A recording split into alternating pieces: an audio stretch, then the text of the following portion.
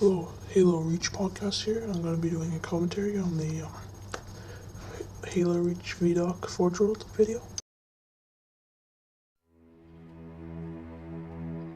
The first time I looked at Forge So far we can see it's a pretty big map. Holy, you guys did what? There's just way too much. Blood Gulch is back. It was so beyond our production capability. We were just like, that's crazy. We can't do that. I couldn't stop the artist who started creating it.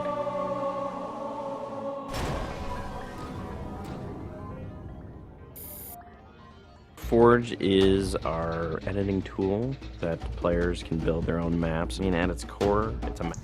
If you count all the mongooses, there's 11, and for passenger and driver, that's 22 people, so it's a lot in this one map. And there is also a couple mongooses driving themselves. With it and make it their own. Forge World actually started as 5 separate maps. And I said, wouldn't it be cool if, like, you could play this and go over there, and then play over there if you wanted. And Forge World. Must be a pretty big mechanic to shoot the mongooses that high. You cannot ship this as one big map. We have this awesome new automatically generated LOD system called impostering that makes objects that are really far away really cheap to draw. We're pushing what we can do with the Forge budget, so that lets us have many more objects up on the screen at once, which lets us put more objects into Forge. As you can see, there's already many of objects on the screen, so you must have a pretty high budget. So you take the Banshee or Falcon out for a spin in Forge World. These actually takes a while to get from one end to the other. The second you come into this space, you should know that you're on Halo. Our old friend, the Forerunners, come back, because the Forerunners create all sorts of cool, interesting pieces of geometry. We wanted to give people a variety of locations that they could forge in a different way. So a gulch, an island, an interior, a very small outdoor pocket, and then the rock, which was kind of based off Ascension. Let's use a lot of interesting parts in it so that people can manipulate it or we can change it. Why don't we bring back Blood Gulch and carve it all up into pieces so that people can start manipulating it in interesting ways. And then Sanctuary was the other one. If you look up in the left area, you can see they bring back light.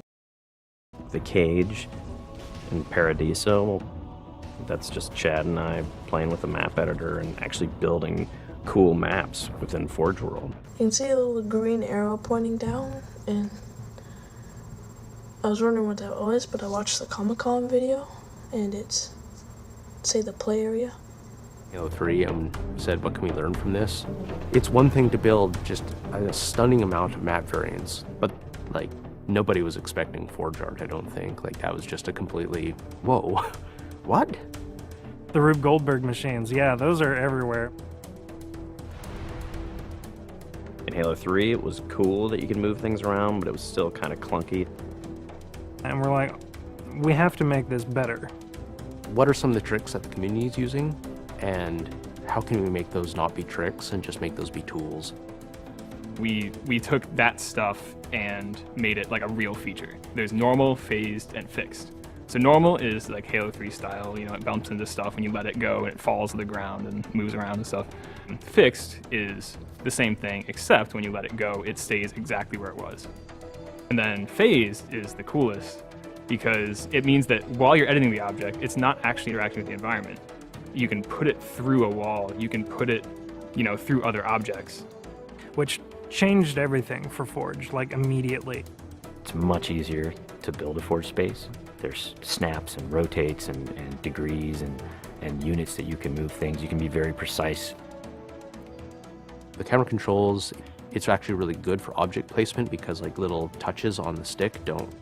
There's a little blue thing in the area on the right, and it's pointing down. If anybody knows what that is, leave it in the comments. And then we also have a fine editing mode. You click the stick in and then your camera starts moving very slowly. You're not spending like 3 hours trying to get one block to line up directly to 3 other blocks. You can select individual objects and say, get rid of all the objects of this type. So if you're trying to get rid of all the spawn points.